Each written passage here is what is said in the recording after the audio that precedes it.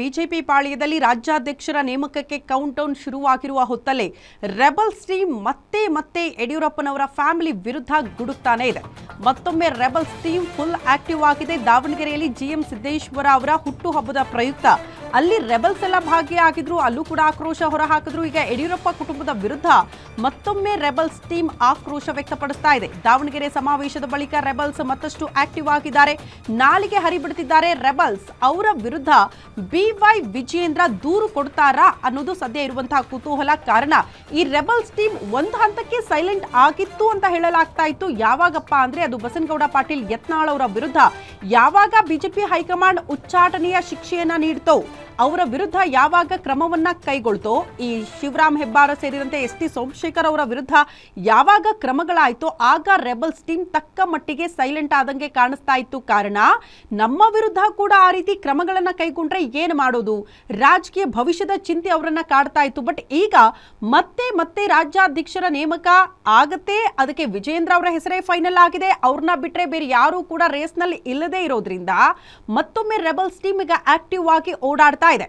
ಮೊನ್ನೆ ತಾನೇ ಜಿಎಂ ಸಿದ್ದೇಶ್ವರ್ ಅವರ ಹುಟ್ಟುಹಬ್ಬ, ಮಾಜಿ ಸಂಸದರು ಅವರ ಹುಟ್ಟುಹಬ್ಬದ ಪ್ರಯುಕ್ತ ಅತಿ ದೊಡ್ಡ ಸಮಾವೇಶ ಆಗುತ್ತೆ. ಆ ಸಮಾವೇಶ ಹುಟ್ಟುಹಬ್ಬದ ನೆಪ ಆಗಿತ್ತು, ಬದಲಾಗಿ ರೆಬಲ್ಸ್ ಟೀಮ್ನ ಶಕ್ತಿ ಪ್ರದರ್ಶನ ಆದಂಗೆ ಕಾಣಿಸ್ತಾ ಇತ್ತು. ಆ ವೇದಿಕೆಯಲ್ಲಿ ಅಲ್ಲಿ ಶಕ್ತಿ ಪ್ರದರ್ಶನ ಆಗಿ ಸೈಲೆಂಟ್ ಆಯ್ತಾ? ಇಲ್ಲ.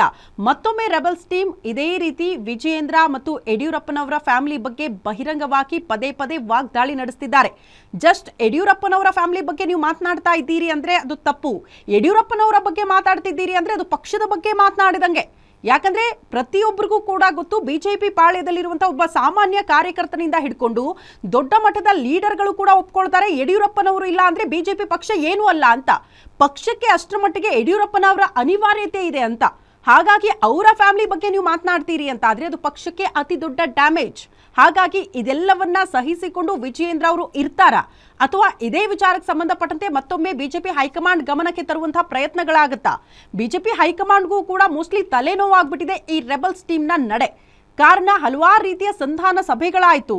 ಈ ಸಂಧಾನ ಮಾಡೋದಕ್ಕೆ ಸ್ವತಃ RSS ಮುಖಂಡರು ಬಂದರು.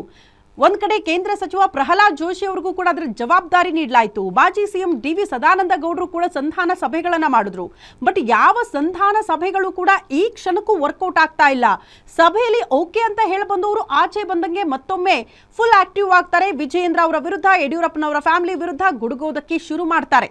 ಹಾಗಾಗಿ ಬಿಜೆಪಿ ಹೈಕಮಾಂಡ್ ಈ ರೆಬಲ್ಸ್ ಟೀಮ್ ವಿರುದ್ಧ ಏನಾದ್ರೂ ಕ್ರಮ ಕೈಗೊಳ್ತಾರಾ, ಕ್ರಮ ಕೈಗೊಳ್ಳಿ ಅಂತ ವಿಜಯೇಂದ್ರ ಅವರು ಏನಾದ್ರೂ ಒತ್ತಡ ಹಾಕ್ತಾರಾ? ಸೊ ಇದೆಲ್ಲದರಿಂದ ಹೇಗೆ ಪಕ್ಷಕ್ಕೆ ಆಗ್ತಾ ಇರುವಂತಹ ಡ್ಯಾಮೇಜ್ ಕಂಟ್ರೋಲ್ ಮಾಡ್ತಾರೆ? ಈ ರೆಬಲ್ಸ್ ಟೀಮ್ ಇಷ್ಟೆಲ್ಲ ಆಕ್ಟಿವ್ ಆಗ್ತಾ ಇರೋದಕ್ಕೆ, ಜೊತೆಗೆ ಇಷ್ಟೆಲ್ಲ ವಾಗ್ದಾಳಿಗಳನ್ನ ನೇರ ಬಹಿರಂಗವಾಗಿ ನಡೆಸ್ತಾ ಇರೋದಕ್ಕೆ ಈ ಕ್ಷಣಕ್ಕೂ ಕೂಡ ರಾಜ್ಯಾಧ್ಯಕ್ಷರ ಹೆಸರು ಅನೌನ್ಸ್ ಆಗ್ತಾ ಇಲ್ಲ. ಬಹುತೇಕ ಹೆಸರು ಫೈನಲ್ ಆಗಿದೆ. ಅದು ಬೇರೆ ಯಾರು ಅಲ್ಲ, ಬಿವೈ ವಿಜಯೇಂದ್ರ. ಅವ್ರನ್ನ ಬಿಟ್ರೆ ಇನ್ನೊಬ್ಬ ಸೂಕ್ತ ನಾಯಕ ಆ ಸ್ಥಾನಕ್ಕೆ ಕಾಣಿಸ್ತಾ ಇಲ್ಲ ಅಂತ ಸ್ವತಃ ಬಿಜೆಪಿ ಹೈಕಮಾಂಡ್ ಅಭಿಪ್ರಾಯ ವ್ಯಕ್ತಪಡಿಸಿದೆಯಂತೆ.